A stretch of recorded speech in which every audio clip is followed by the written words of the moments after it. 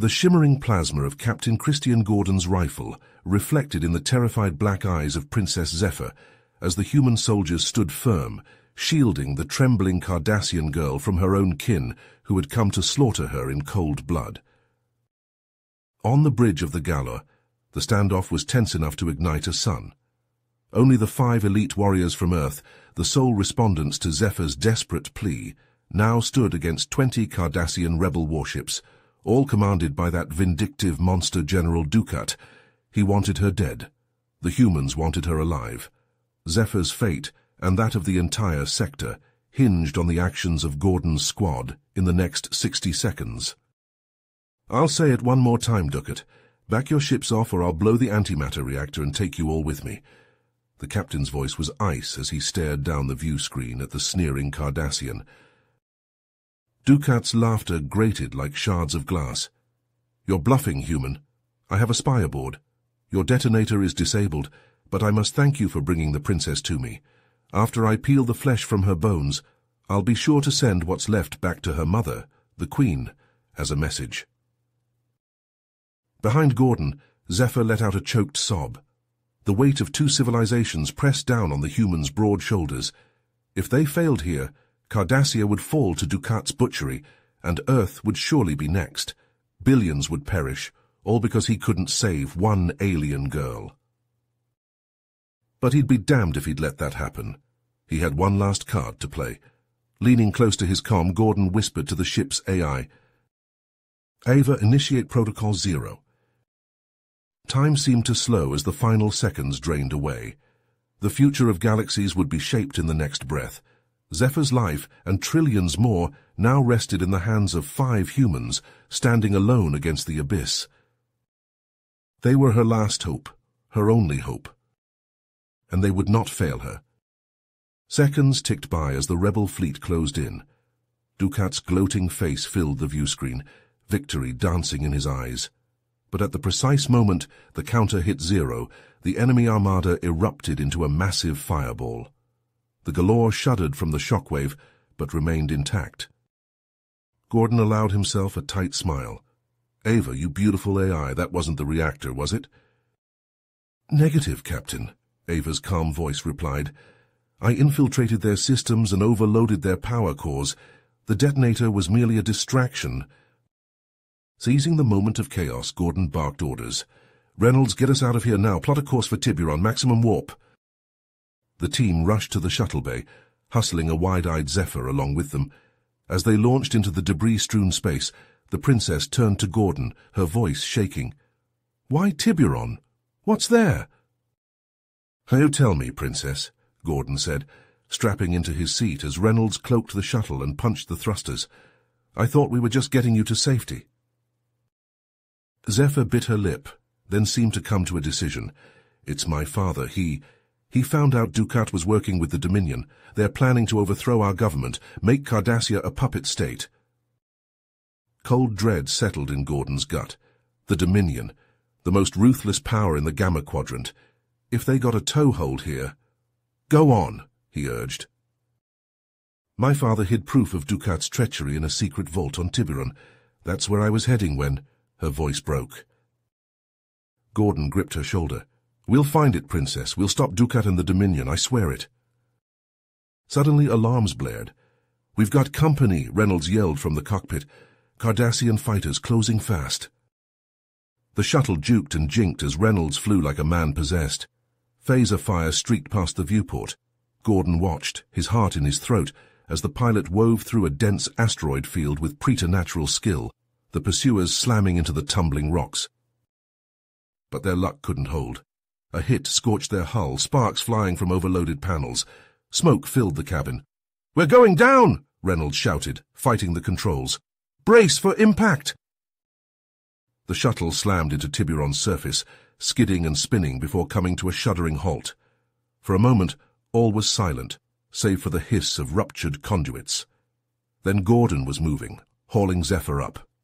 "Everyone okay?" Groans and affirmatives sounded from his battered team as they stumbled from the wreckage. Gordon surveyed the desolate, rocky landscape, his mind racing. Dukat's forces could already be hunting them. They had to move fast. Hawkins, Sanchez, scout the area. Find us a defensible position. Lee, you're with me and the princess. We need to get this shuttle space-worthy again. He met each of his squad's eyes in turn. We've got a vault to find and a war to stop, people.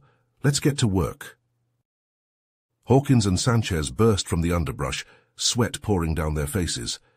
Captain, Hawkins called out, we found Ducat's base. It's a fortress crawling with troops, but Sanchez intercepted a transmission. The vault we need is underneath. Gordon clenched his fists. This changed everything. They couldn't just go in guns blazing now. Okay, new plan, he said, gathering the squad around the damaged shuttle. Reynolds, get this bird operational. The rest of us are going to hit that base hard. Lee and I will target the power station, pull their attention. Hawkins, Sanchez, that'll be your window to infiltrate and find that crystal. Zephyr stepped forward, her chin set. I'm coming with you. My biometrics can access the vault. Meeting her steely gaze, Gordon nodded slowly. He signaled Lee, who returned with a slim armored suit and plasma pistol.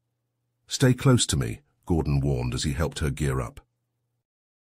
Night draped over the base like a cloak, as Gordon and Lee crept toward the humming generator, Zephyr a shadow behind them. Working swiftly, they planted charges at key junctures. Gordon held up his hand, ready to signal the detonation.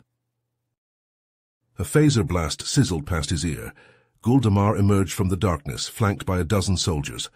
Surrender, human, he spat. You're outnumbered. In answer, Gordon triggered the explosives. The generator erupted in a geyser of sparks and flame. Chaos engulfed the base. Gordon and Lee opened fire, their aim precise, felling Cardassians with each squeeze of the trigger. Zephyr dove for cover, then popped up, pistol flaring. Two soldiers crumpled, chests smoking. Gordon risked a glance, impressed. The princess was full of surprises. Amid the mayhem, Hawkins and Sanchez darted into the bunker, the entry concealed behind a shimmering force field. Sanchez quickly bypassed it, and they plunged into the gloom. Motion sensors tracked them, automated turrets swiveling to fire, but Sanchez's deft fingers danced over his pad, overriding each system. At last, they reached the vault. Sanchez hacked the lock while Hawkins stood guard, his rifle primed. The door groaned open, revealing the precious crystal within. Hawkins grabbed it, along with a few choice pieces of Cardassian tech. Their triumph was short-lived. As they raced back through the labyrinthine corridors, a lithe figure blocked their path. Garrick smiled coldly, his black eyes glinting. "I'll take that," he purred, lunging for the crystal. Hawkins met him head-on, slamming his fist into the Cardassian's jaw. They traded blows in a blur of speed and savagery, genetically enhanced flesh pitted against cybernetic implants. Sanchez leapt into the fray, driving his knee into Garrick's spine. Garrick's lips peeled back in a feral snarl. He lashed out with a hidden blade, slicing Sanchez's arm. Hawkins bellowed and charged, throwing Garrick against the wall with bone-crushing force. Dazed, the operative slid to the floor. Hawkins scooped up Sanchez and they ran, alarms blaring in their wake. In the base's courtyard, Gordon, Lee and Zephyr fought on, making their stand atop a pile of Cardassian dead. Damar had long since fallen, a smoking hole through his chest. Overhead, a shuttle roared, weapons raking the ground. Reynolds had come through. "Go, go," Gordon yelled as Hawkins and Sanchez sprinted from the bunker, the crystal clutched tight. They leaped into the waiting craft, phaser fire sparking off its armored hull. Zephyr cried out, a bolt searing her leg. Gordon slung her over his shoulder and bounded up the ramp, Lee covering their retreat. The hatch sealed, and the shuttle tore into the sky, Garrick's shouts of rage fading behind them. In the cockpit, Gordon collapsed into the co-pilot's seat, Zephyr cradled in his arms. "We did it," he breathed, hardly daring to believe. The crystal glowed in Hawkins' grip, the key to unraveling Ducat's schemes. But their mission was far from over. As Reynolds angled the shuttle toward space, the looming shapes of Cardassian warships filled the viewport. Garrick's voice crackled over the comm, cold and mocking. "Leaving so soon, Captain? I think not. Surrender, and I may let your little princess live." Gordon's eyes locked with Zephyr's. In their depths he saw the fate of worlds, of Cardassia, of Earth. It all hung in the balance. His fingers curled around the crystal, knuckles white. He thought of his squad, battered but unbroken, of the sacrifice they'd made, the friend they'd lost, and the billions more at stake. "Reynolds," he said softly, "get us out of here." The shuttle leaped forward, weaving through a hail of phaser fire. The grey hull of a Cardassian cruiser loomed before them, growing larger by the second. Garrick's face filled the screen, twisted in rage. "You can't escape, human. I'll hunt you to the ends of the universe. I'll peel the skin from your bones, flay your heart, and burn your precious Earth to ashes. You'll beg for death before I'm done." Gordon smiled grimly. "You know what, Garrick? Fuck you." Reynolds' agonized groan tore through the shuttle's cabin. As Gordon and the team clambered aboard, the data crystal clutched tightly in Hawkins' grasp. The pilot slumped in his chair, crimson staining his flight suit, a jagged gash marring his side.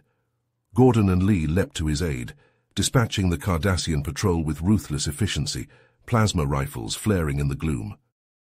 "Hold on, Reynolds," Gordon urged, easing him back. "We'll get you patched up." Zephyr pushed forward, her face set with determination. "I have medical training, let me help."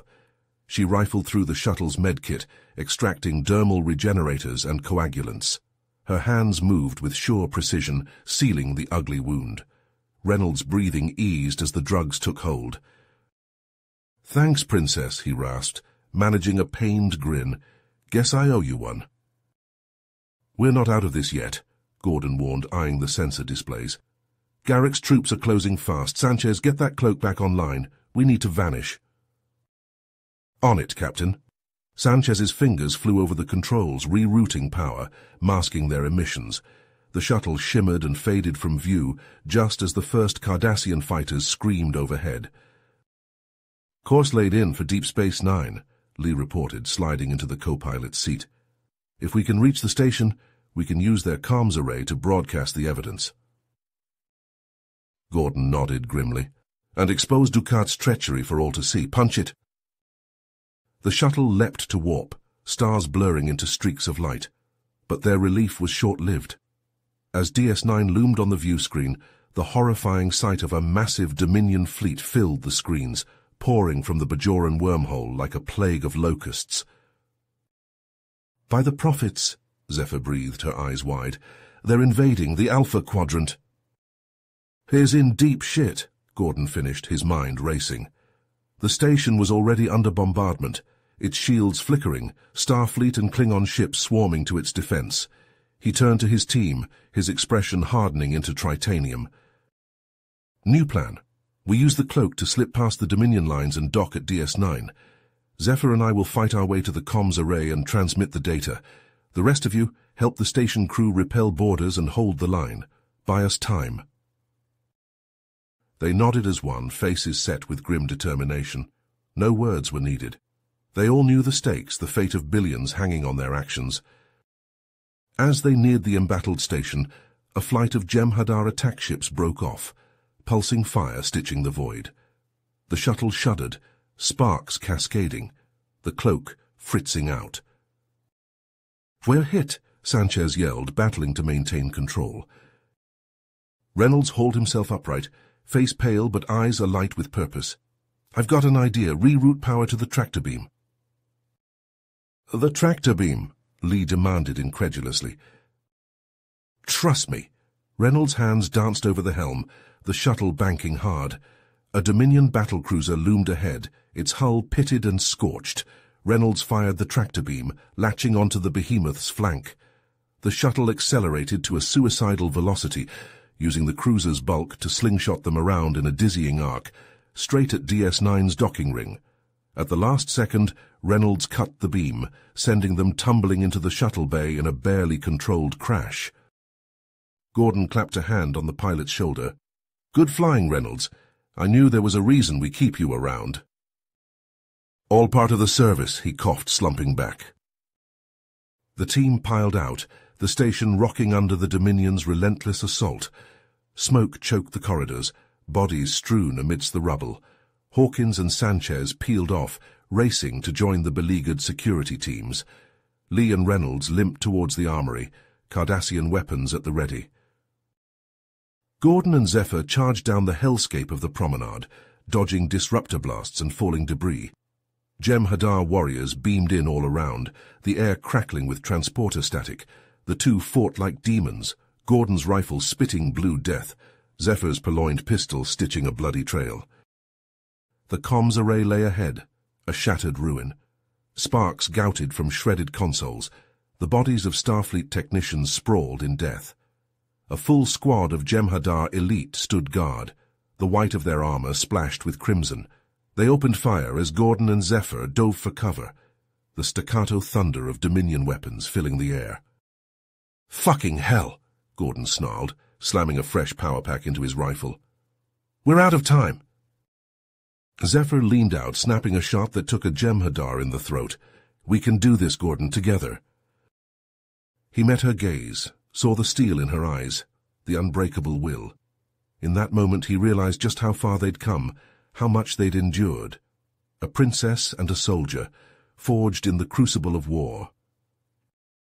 As one they rose, weapons blazing, a battle cry on their lips. They charged into the teeth of the enemy, heedless of the odds, driven by a desperate need to see this through, to save the lives of trillions. And then, a miracle. The doors burst open, and a familiar figure strode through, disruptor pistol in each hand. Garrick, his face a mask of blood and soot, his eyes alight with a manic fire. "Looks like you could use a hand, Captain," he purred, flanking the Jem'Hadar with a hail of fire. "What the hell are you doing here?" Gordon demanded, even as he put a burst through a warrior's eye slit. "Oh, didn't I mention?" Garrick's grin was all teeth. "I'm with Starfleet Intelligence. This whole bloody mess has been a rather elaborate sting operation. Apologies for the subterfuge, but we had to make it look convincing." Gordon could only shake his head in disbelief. Together, the three of them cut down the remaining Jem'Hadar, the last falling with a gurgling cry. They rushed to the shattered comms console, Garrick's fingers flying over the keys. "A little something I picked up in the Obsidian Order," he murmured, rerouting power, bypassing damaged systems. The console flickered to life, a weak signal pulsing out into the void. "Transmitting now," Zephyr said, feeding the crystal into the reader. "Every ship, every station, every world will know of Dukat's crimes." On the screen, the Cardassian dictator's face appeared, his voice a damning confession of treachery and betrayal, of secret pacts with the Dominion, of cold-blooded murder and planned genocide. The truth at last laid bare for all to see. But even as the transmission went out, the station shuddered under a wave of impacts. The Dominion fleet, enraged by the exposure, redoubled their assault, the shields collapsing, hulls buckling under the onslaught. DS9 was coming apart, the deaths of thousands a palpable weight.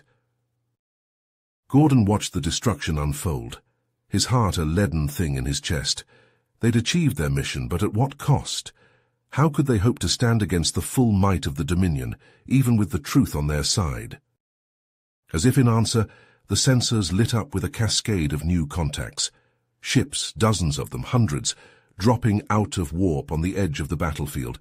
Federation, Klingon, Romulan, the great powers of the Alpha Quadrant, united at last in the face of annihilation. They fell upon the Dominion like wolves, an unholy alliance born of desperation and necessity. The tide of battle shifted, the station shuddering under the impact of weapons fire, and the thunder of ships dying in the cold of space. The fate of the quadrant hung in the balance, the future trembling on a razor's edge. Gordon hefted his rifle, Zephyr and Garrick at his side, prepared to fight to the last, to sell their lives dearly in defense of all they held dear. It was not a time for words, for grand speeches or soaring rhetoric. Only the purity of action remained, the simple truth of standing against the dark, no matter the cost. Gordon looked to his friends, his comrades, and saw the same knowledge in their eyes. They would see this through to whatever end. Beyond the viewports, the battle raged, disruptor beams and photon torpedoes crisscrossing the void as the combined might of the Alpha Quadrant clashed with the Dominion onslaught. On the bridge of the Defiant, Admiral Ross stood grim-faced, barking orders as his fleet darted and weaved, the smaller ships running interference for the heavy cruisers and dreadnoughts. "The Romulans are pressing their left flank," his tactical officer reported, her voice taut with tension. "The Klingons have broken through their center. They're falling back." Ross nodded, his jaw set. "Signal all ships. Concentrate fire on their command dreadnought. We end this now." Deep within the embattled station, Gordon, Zephyr, and Garrick fought their way through the smoke-filled corridors, the whine of disruptors and the crackle of failing conduits filling the air. They burst into ops, plasma rifles at the ready, only to find Dukat and the female founder waiting, a contingent of Jem'Hadar at their backs. "Stand down, Dukat," Gordon growled, his aim unwavering. "It's over. Your forces are in retreat. Surrender now, and you may yet live to see trial." The Cardassian sneered, his eyes wild. "You're too late, Captain. I've already won." He gestured to the flickering consoles, the warning klaxons blaring. "I've set the reactor to overload. In minutes, this station and the wormhole will be nothing but debris. The Dominion will be trapped in the Gamma Quadrant, and I'll be the savior of the Alpha Quadrant. They'll have no choice but to bow to my demands." The Founder's icy gaze turned on Dukat, her tone dripping with contempt. "You overestimate your importance, Dukat. The Dominion has no need of Cardassia or of you. Your usefulness has come to an end." With a flick of her wrist, the Jem'Hadar leveled their weapons at the gaping Cardassian. Disruptor beams tore through his flesh, his scream cut short as he crumpled to the deck, smoke rising from his seared corpse. "Kill them all," the Founder ordered, her face impassive. "Retake the station. Let nothing stand in our way." All hell broke loose. Gordon and Garrick dove for cover, laying down a blistering hail of fire as the Jem'Hadar surged forward. Zephyr lunged for the reactor controls, her fingers flying over the keys, desperate to halt the overload. "Zephyr, we have to go!" Gordon shouted over the cacophony, downing a Jem'Hadar with a shot to the throat. "The station's lost. We can't stop it." "No," she cried, her eyes wild. "I can do this. I can shut it down." Gordon hesitated, torn. Every instinct screamed at him to grab her, to drag her to safety, but the set of her jaw, the determination in her eyes, he knew that look. He'd worn it himself, staring down impossible odds, refusing to give in. "Go," he said at last, the word bitter on his tongue. "Get our people out. I'll hold them off." Garrick nodded, already moving. "The shuttle, quickly. I'll override the docking clamps." Gordon raised his rifle, the weapon bucking in his grip as he laid down a withering barrage, Jem'Hadar falling like wheat before the scythe. The Founder snarled, her form shimmering, elongating into a writhing mass of tentacles bristling with teeth. "Ava, activate the transporter," Gordon barked into his comm. "Get Zephyr out of here." "Negative, Captain," came the cool response. "The Princess has disabled her comm badge. She's not leaving." Gordon's heart clenched. He whirled, catching a glimpse of Zephyr's face set in concentration, her hands a blur over the console. The countdown flashed red, the end approaching with terrible swiftness. "Zephyr, please," he begged, his voice cracking. "Don't do this." She looked up, meeting his gaze. In that moment 1,000 words passed between them, 1,000 moments they'd never have. "Go," she whispered. "Live." He held her eyes a moment longer, committing every detail to memory. Then he was running, sprinting for the shuttle bay, Garrick at his heels. They burst through the airlock, just as the first explosions began to rock the station, the deck buckling beneath their feet. In the shuttle, Reynolds hauled back on the controls, the small craft leaping forward, clawing for open space. Behind them, Deep Space Nine shuddered, great gouts of flame erupting from its hull. And then, with a blinding flash, the reactor went critical, the station vanishing in a maelstrom of light and fury. The shockwave hammered the shuttle, alarms screaming, consoles shorting out in showers of sparks. But Reynolds held steady, riding the wave, the wormhole yawning before them. Zephyr, Gordon whispered, his eyes fixed on the roiling inferno that had been the station.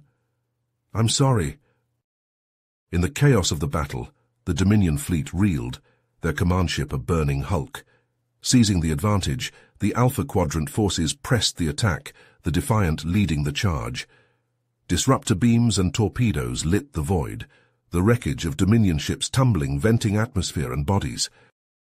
Battered but unbroken, the Allied fleet regrouped, tending their wounds, the taste of victory bitter on their tongues.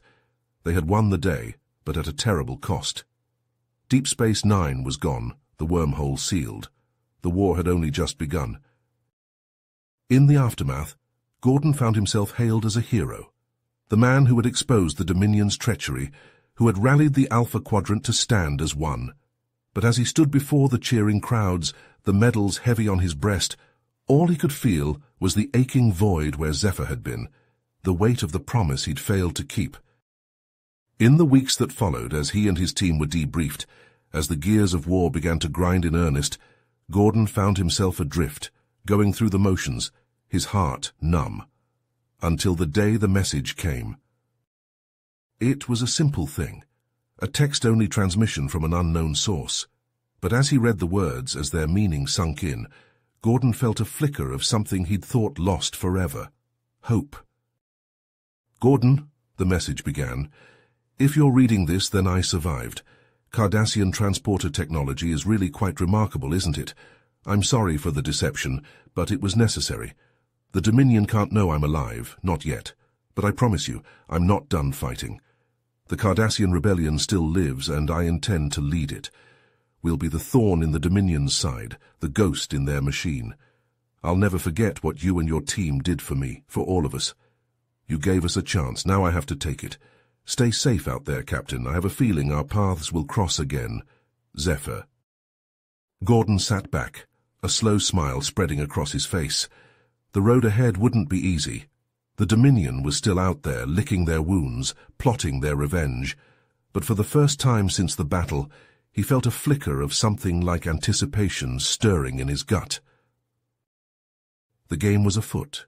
The pieces were in motion.